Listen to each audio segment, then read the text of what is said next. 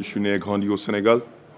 J'ai commencé le basket à peu près 12-13 ans, un peu tard. J'ai vraiment pris le basket au sérieux quand j'avais 14-16 ans.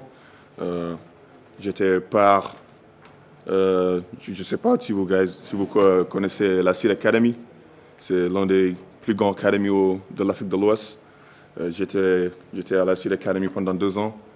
J'ai fait partie de l'un des plus grands camps de basket tu peux dire en Afrique, Basketball Without Borders. Je ne sais pas que tu connais, mais ouais.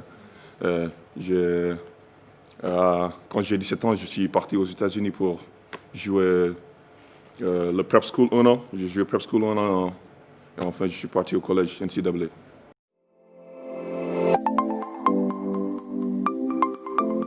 Les 3 premières années, c'était très difficile parce que j'étais au sideline toutes les 3 années.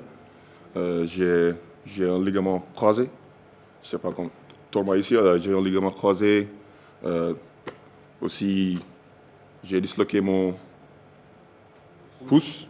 Ouais, j'ai disloqué mon pouce, ouais, mais c'était difficile. Mais, j'ai changé d'école après 3 ans, mais ça a changé mes 2 dernières années.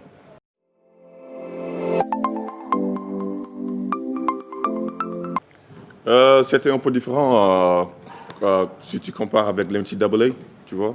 À l'NCAA, la plupart du temps, j'étais le plus grand, j'étais le plus costaud. Mais ici, je dois aller contre Steve Drew every day, tu vois, c'est un peu plus physique. Pas plus physique, mais tu vois, euh, c'est différent, tu vois.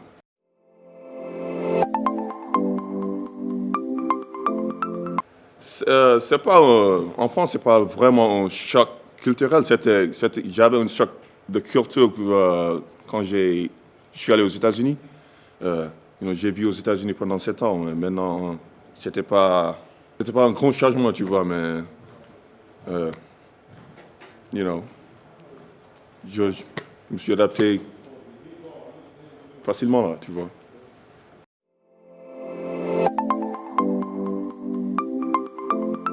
Ah ouais, c'est vraiment un peu difficile maintenant. Of course, tu vois, mais